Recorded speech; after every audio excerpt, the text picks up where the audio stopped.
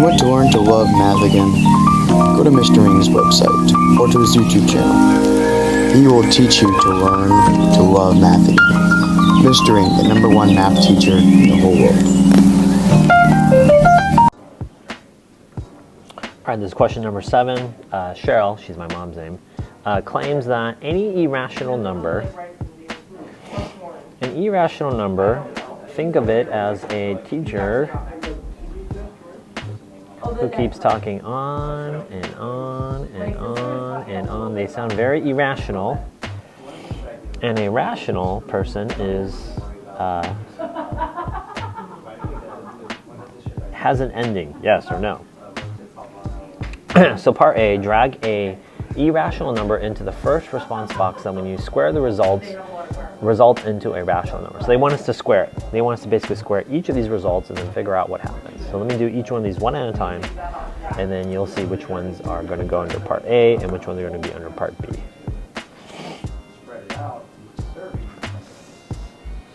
Let me just zoom in here a second.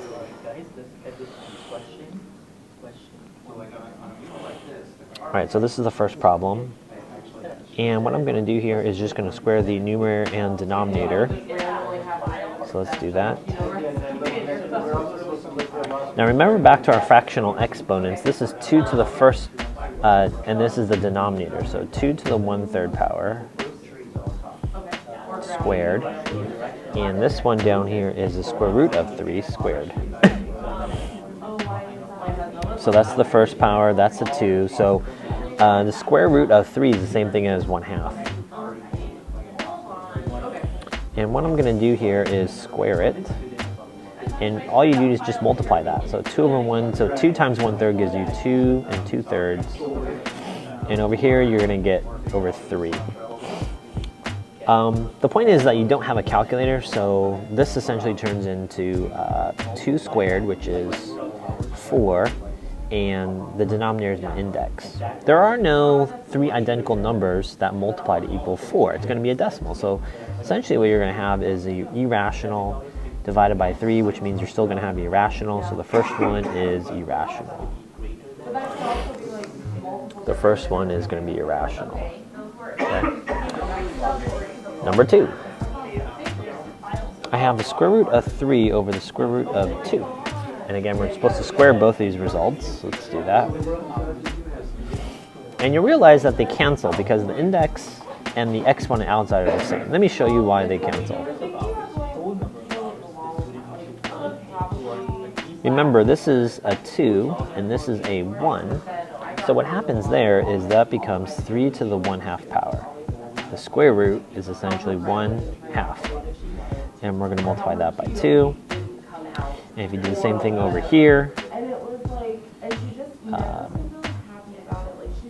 2 to the first power squared gives me 2 to the 1/2.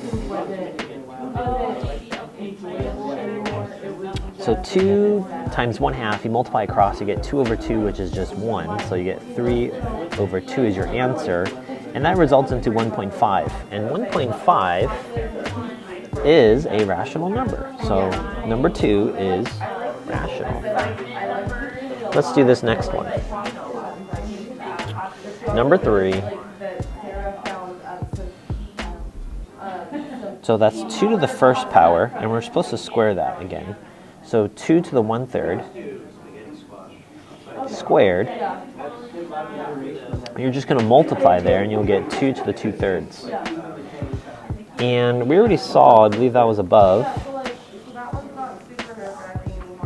that's going to become irrational.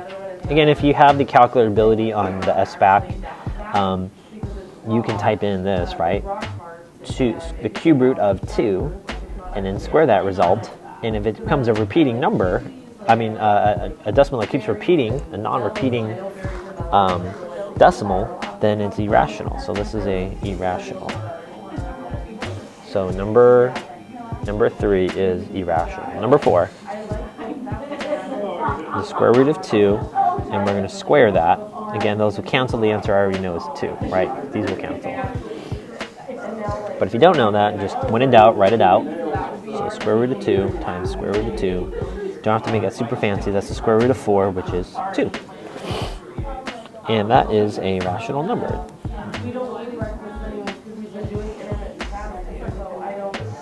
Number 5, pi. Okay, so pi is approximately 3.14, but it's a billion decimal places. It does not end. It keeps going on and on and on forever, so it's already irrational.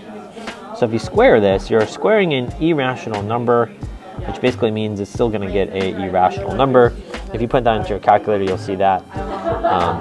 So number 5 is irrational. Again, if you just typed in pi squared into your calculator, it will go on forever. And number 6, the square root of pi. And again, if you square that, you'll get 2 of those. And really, again, that's 2 to the first, 1/2 times pi to the 1/2. And if you're multiplying the same base, you add the exponent. So 1/2 plus 1/2 gives you pi. And pi is already irrational to start with because it's a repeating number, but there's not an ending or terminating, they call it terminating decimal. So this is still irrational. So the answers for this question, which ones are, when you put in here, are going to be a rational number, that is choice number 2, and choice number 4. That means numbers 1, 3, 5, and 6 are all irrational. Stitch, you think you could help me? I'm currently stuck on a problem because I don't know what step to do first. I don't know whether to add, subtract, or do parentheses. Yes, I love math, so I can help you. So what you have to do is thou shalt honor the correct order of operations, which is one of the 10 math commandments.